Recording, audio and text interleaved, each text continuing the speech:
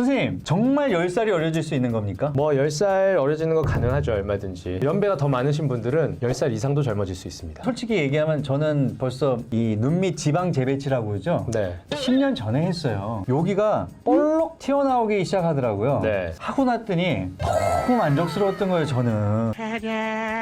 몇 살 젊어지셨습니까? 그래도 5살에서 10살 어려 보인다고 진짜 그랬었어요. 네. 저는 이제 지방 재배치라고 얘기를 했는데 네. 전문 용어가 있을까요? 연배 드신 분들은 이제 지방 재배치에 더해서 뭐 이제 피부의 처짐이나 피부의 노화 같은 것들도 이제 조금 더 좋게 같이 해줄 때 하는 말을 이제 하안검 수술이라고 얘기를 합니다. 하안검. 네. 그러니까 여기에 볼록 찬 것만 이제 재배치해주면 그냥 지방 재배치라고 하는데 네. 주변에 이제 노화된 피부까지도 좀 정리해주는 거는 이제 하안검이다. 위에는 상안검이고 아래쪽은 하안검인데 하안검. 이 하안검을 이제 성형해준다. 그래서 원래 통상적으로 하안검 성형술이라고 보통은 얘기를 하는 거죠. 그럼 이 하안검 수술은 어떻게 진행이 되는 건가요? 이제 눈 밑에 속눈썹을 따라서 절개가 있고요. 아, 그래요? 젊으신 분들이 하시는 이제 눈 밑 지방 재배치라는 거는 이제 통상적으로 이 결막, 눈 네. 안쪽으로 들어가거든요. 아, 예. 그러니까 이제 겉에 보기에는 뭐 실밥이나 이런 게 없기 없고. 때문에 이제 연예인분들이 조금 뭐 30대 후반, 40대 초반이신 분들이 이제 복귀를 빨리 하셔야 되니까 그런 분들은 소위 말해서 이제 지방 재배치를 하시는 맞아요. 거고 예. 하안검 수술은 뭐 50대 초반, 중반, 뭐 60대 이 정도가 되셔서 이제 피부에 노화가 있을 때 결막을 통해서 피부는 안 건드리고 지방만 재배치를 해줘도 겉에 있는 피부 이제 껍데기가 남아버리니까 예. 그러면 이제 안에 있는 볼륨만 줄고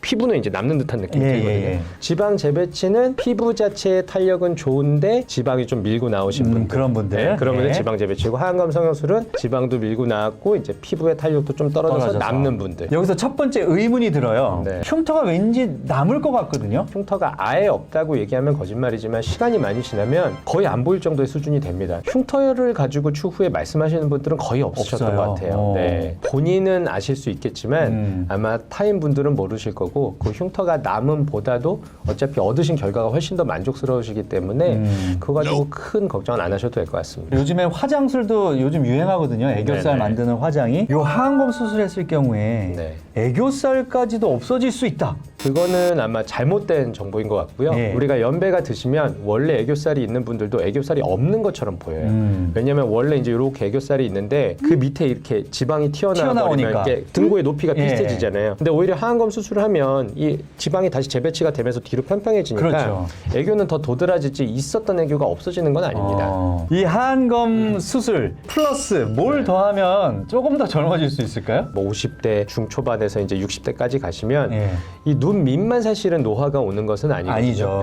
그러면 하안검은 이제 소위 말하는 중안면에 속하는 부분인데 광대 살이나 앞에 볼살도 아래쪽으로 이렇게 내려가게 되거든요. 어떤 그렇지. 분들은 이렇게 예. 이렇게 고양이 수염처럼 이건 우리가 성형외과에서는 인디안 밴드라고 하는데 이렇게 이제 인디안 밴드처럼 생기시는 분들이 계세요. 그 이유는 그 정도 연배가 되시면 하안검뿐만 아니라 중안면에도 노화가 같이 오는 거죠. 예. 그러면 이제 여기만 이렇게 펴주는 게 아니라 여기 중안면에 있는 살도 이렇게 같이 올려줘야 예. 훨씬 더 젊어지는 효과를 얻으실 수 있겠죠. 그게 이제 소위 말하는 중안면 거상술이라고 하는 수술입니다. 거상술. 네. 그러면 그건 뭐 리프팅이라고 얘기해도 되는 건가요? 그렇죠. 중안면 리프팅이죠. 리프팅. 중안면 거상술이라는 수술이 뭐 이름은 거창하지만 막 엄청나게 큰 수술은 아니고요. 하안검 수술을 할 때 진행되는 이 눈썹 밑 절개로 이루어져서 이 중안면에 있는 조직을 이렇게 위로 당겨주면요. 효과는 아까 말씀드린 이런 인디안 밴드가 좋아지고 젊은 분들 화장할 때 이제 뭐 볼터치 같은 거 하잖아요. 그러면 이제 이 하이라이트가 광대가 위쪽에 올라가니까 좀 젊어 보이시잖아요. 그럼 광대 쪽에 있는 볼륨도 뼈는 가만히 있는데 광대 볼륨이 이렇게 내려온 거니까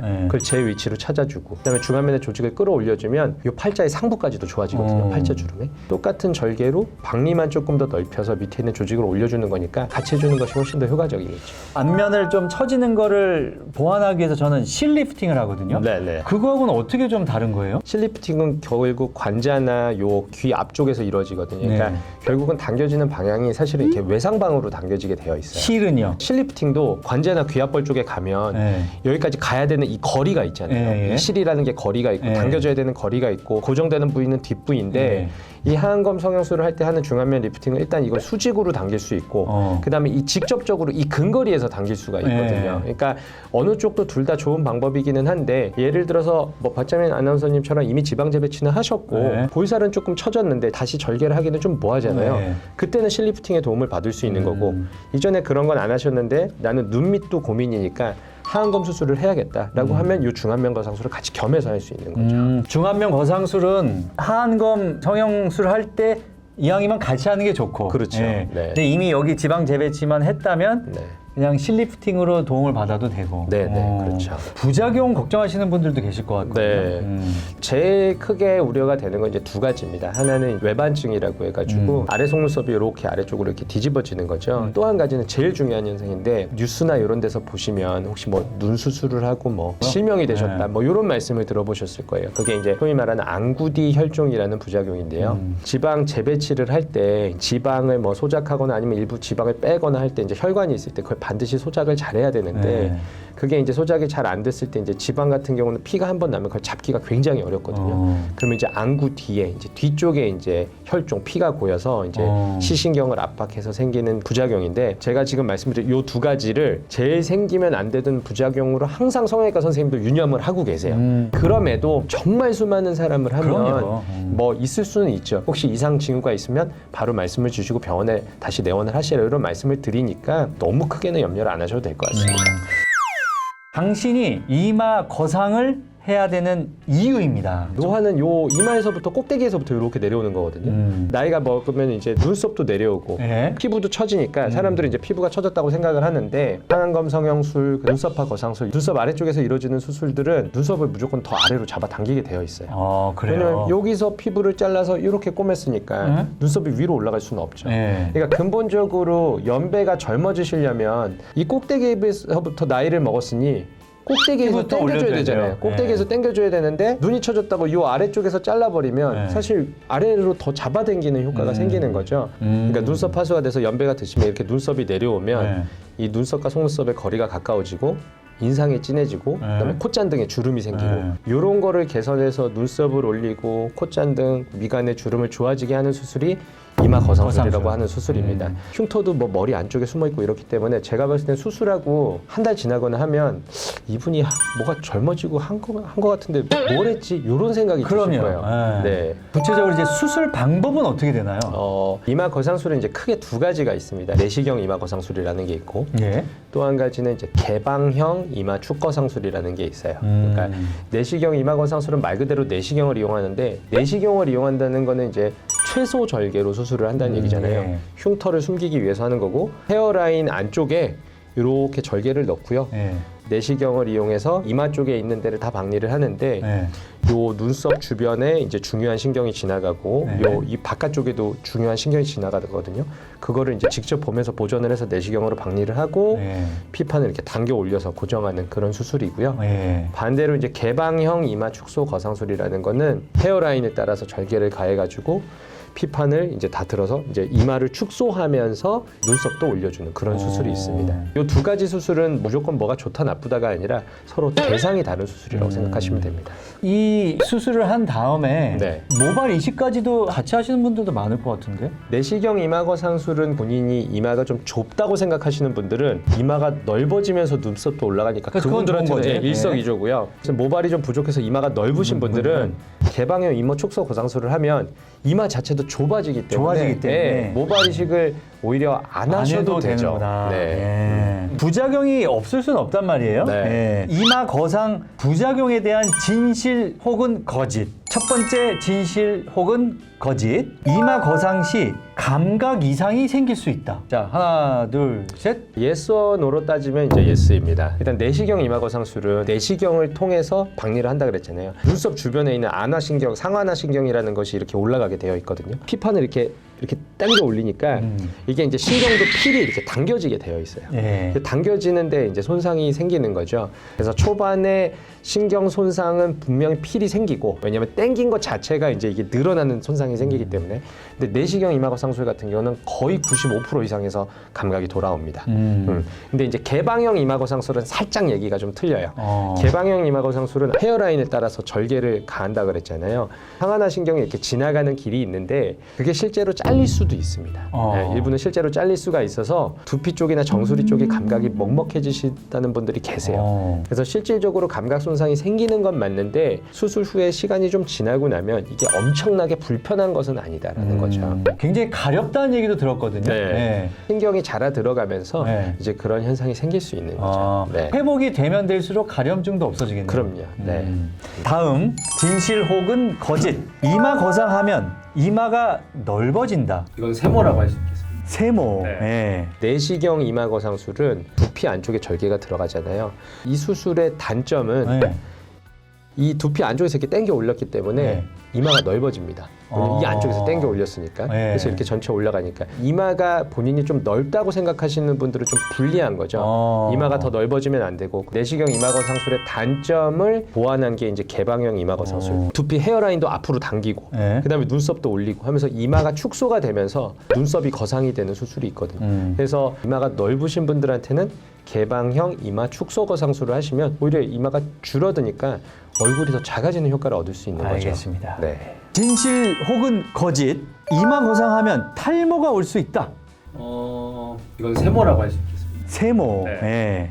개방형 이마 거상술은 여기에 해당이 되지 않고요. 왜냐면 헤어라인에 따라서 절개를 가했으니까 아예 모근의 손상이 없게 할 수 있거든요. 내시경 이마 거상술은 헤어라인 안쪽에서 절개가 이루어지잖아요. 예. 그러니까 절개를 가할 때 모근을 최대한 보존하는 쪽에서 절개를 가합니다. 모근의 손상은 직접적으로 없는데 이걸 견인을 해서 이걸 당겨서 올리잖아요. 예. 그럼 그 당겨 올린 부분이 일부 혈액순환이 떨어지면서 일시적으로 탈모가 올 수는 있습니다. 일시적으로 탈모가 오지만 나중에는 이제 모근이 자라 들어오면서 이제 다시 머리가 자라고요. 예. 혹여나 이제 모근이 손상이 돼가지고 탈모가 오는 경우들도 있기는 있어요. 예. 있긴 있는데 굉장히 그 범위가 작고요. 혹시 범주가 좀 넓더라도 거기에 흉터 성형술로 도려내줘서 봉합을 하면 거의 탈모는 신경 안 쓰이실 정도가 될 수 있습니다. 네. 마지막 진실 혹은 거짓. 이마 거상술을 하면 회복하는데 3개월 이상 걸린다. 이것도 이제 어느 정도는 이제 세모라고 할 수 세모. 예. 감각이 돌아오는 그 정도의 시간이 걸릴 수는 있는데 제가 봤을 때는 외관적으로는 회복 시간이 제일 빠른 수술입니다. 왜냐하면 눈썹하 거상술은 눈썹 아래쪽에 흉터가 있기 때문에 그게 아무는 데까지 시간이 걸릴 거고 소위 말하는 쌍꺼풀 수술은 많은 분들이 알듯이 자리 잡는 데 시간이 걸리고. 근데 이마 거상 수술은 물론 수술 자체는 큰 수술이지만 이제 절개 자체도 이제 두피 안쪽에 있고 이 눈 주변에 이제 회복 기에는 멍이나 이런 건 거의 없거든요. 그래서 처음에는 좀 두려워하시다가도 하시고 나면 굉장히 만족을 하시는 수술인 것 같아요. 왜냐하면 눈썹 파수를 해결할 수 있는 유일한 방법이 이마 거상입니다. 그러니까 눈썹 파수가 있으신 분들은 이 수술을 하시면 만족을 하실 수밖에 없어요. 일단 인상이 굉장히 환해지고. 네. 리프팅에 대한 모든 것. 병원 리프팅 시술 한 번을 받는 것과 기기를 매일같이 사용하는 것, 어떤 게 더 효과가 좋을까? 저는 당연히 뭐 1번이 아닐까 싶은데요. 우리가 이제 병원에서 하는 이유는 그 선생님 개개인의 노하우가 있고 그다음에 집에서 하는 가정용 기기는 일단 제일 중요한 게 안전이거든요. 예. 안전이기 때문에 리프팅 기기에서 제일 중요한 건 결국 출력이에요. 예. 최대한 안전을 최우선시한 게 이제 가정용 기기이기 때문에 부작용이 생기지 않는 그 선을 넘어가면서 하는 선생님들의 노하우를 가지면서 하는 그 시술을 절대 이길 수 없는 게 사실인 것 같습니다. 예. 얼굴에 땡김 이 밴드 하시는 분들 있잖아요. 네. 얼굴 밴드 그거 하고 주무시는 분들. 네. 이게 피부 처짐을 개선하는 데 도움을 줄까요? 개인적으로는 없다고 생각하는 편인데요.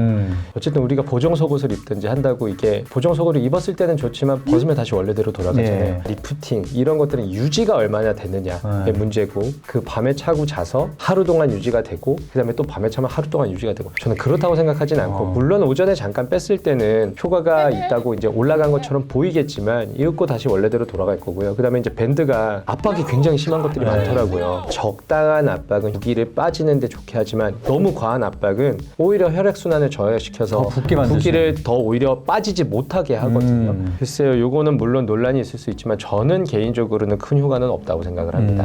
그러면 드라마틱하게 효과도 내면서 좀 오래 갈 수 있는 네. 그런 방법은 뭐가 있을까요? 결국은 제가 봤을 때는 이제 수술적인 방법이 있는 네. 것 같아요. 소위 말하는 이제 안면거상술이라는 건데 자, 그러면 이 안면 거상 수술법은 어떻게 되나요? 안면 거상술이 굉장히 큰 범주의 수술은 맞습니다. 그러니까 우리가 요 귀 앞쪽에서부터 요 귀 뒤에 헤어라인까지 쭉 절개를 가하고요. 그다음에 피판을 다 박리에서 이제 들어 올리고, 그다음에 이제 안에 있는 심부 조직, 우리가 소위 말하는 스마스, 그 조직을 견인해서 당겨 올리고 이제 잉여 피부를 잘라내는 수술입니다. 네. 흉터가 좀 남긴 하겠는데요? 흉터라는 거는 결국은 남는 거는 이게 장력이 가해져서 이게 엄청나게 당겨져서 봉합이 되면 흉터가 많이 남거든요. 피부는 남는 정도만 잘라서 이제 최소 긴장으로 많이 당겨지지 않는 선상에서 봉합을 하면 흉터도 이제 많이 안 남을 수 있고요. 그 다음에 이제 귀 앞쪽에서 귀볼 뒤로 넘어가고 헤어라인 쪽에 붙어 있기 때문에 그렇게 많이 도드라지지가 않습니다. 고려하시는 분들이 가장 걱정할 수 있는 부작용 어떤 것들이 있을 수 있을까요? 제일 중요한 부작용은 안면신경 손상입니다. 신경. 예, 요걸 항상 성형외과 선생님이 수술하실 때도 요걸 가장 유념해서 수술하실 거예요. 근데 이제 재수술이라든지 실리프팅을 뭐 여러 번 하셨다든지 뭐 지방 이식을 하셨다든지 피부과적인 시술을 많이 하셨다든지 이러면 그 안쪽이 깨끗하지가 않고 유착이 되어 있는 그렇죠. 경우가 굉장히 많아요. 그러면서 이제 그걸 뜯어내면서 뭐 박리하고 하는 과정에 일시적으로 손상이 올 수는 있거든요. 근데 정말 중요한 분지를 건드리지 않는다면 대부분 시간이 지나면 많이 회복이 되게 되어 있습니다. 또 어떤 게 있을 수 있나요? 일단은 또 이제 출혈 같은 게 있을 수 있겠고, 많은 분들이 또 말씀하시는 이제 칼귀라고 하는 건데